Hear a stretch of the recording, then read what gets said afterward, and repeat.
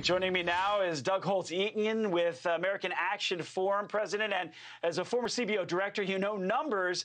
I want you to listen to something first before we get into this. This is White House Press Secretary Jen Psaki. She's faulting Americans' spending habits for economic woes. Watch this.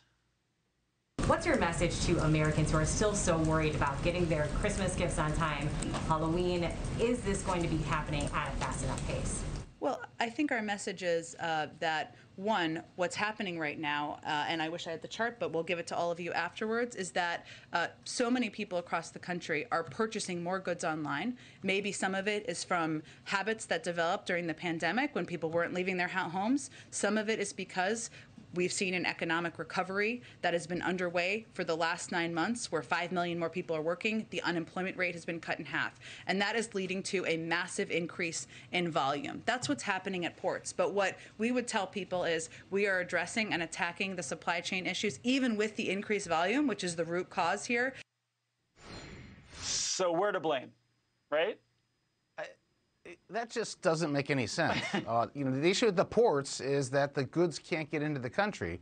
Whether they get delivered from an online purchase or get delivered to a brick and mortar retailer, doesn't matter if they can't get in. So that's not the issue. There is an issue which goes back to the American Rescue Plan, the $1.9 trillion stimulus, because supply is always measured relative to demand. And the stimulus was inappropriately large, it was ill-timed, and it generated a lot of demand by American consumers for goods. And so a lot of those ships that are sitting off California have those goods in them, and they're in front of the ships that have the Christmas presents in them. And so a lot of this is a self-inflicted wound by the administration. They should avoid another round of this. And when the president meets with world leaders, they need to figure out one thing and one thing only. How do you get the workers back into their jobs? Because one man's labor shortage is another person's supply chain blockage, and then it cascades. And that's what's going on, and this will only be solved by a concentrated effort at getting people back to work. Yeah, you mentioned inflation there. I mean, Larry Summers, known Democrat economic advisor, in February wrote an op-ed in the Washington Post saying that, if we do the American Rescue Plan at the way it was, then we, at the end of the year, we'll see record levels of inflation. We're seeing a 13-year high of inflation now. So it's very interesting. So Coca-Cola CEO James Quincy is warning now about sporadic product shortages, and in addition to inflation, but that also causes it through 2022.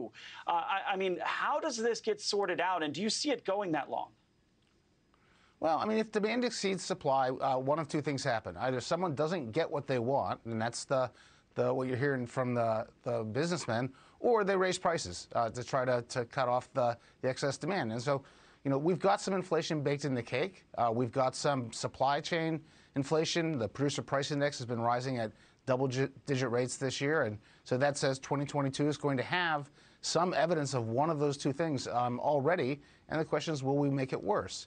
And Edward, here's the thing. I mean, we got a GDP report today that showed that nominal GDP, nominal production and income in the economy, is growing at 8%.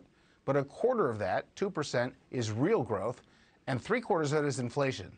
Now, what does the Fed do? Do they pay attention to the inflation, potentially damage the 2%?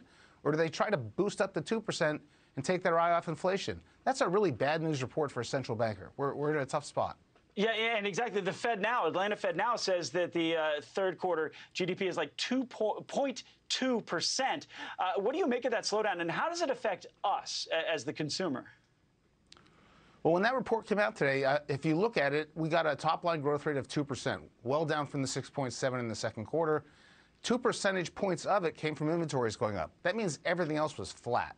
And that's not good news.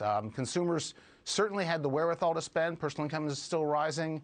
But we saw some of the supply chain problems. Autos, the inability to get chips cut 2 percentage points off of growth in the third quarter.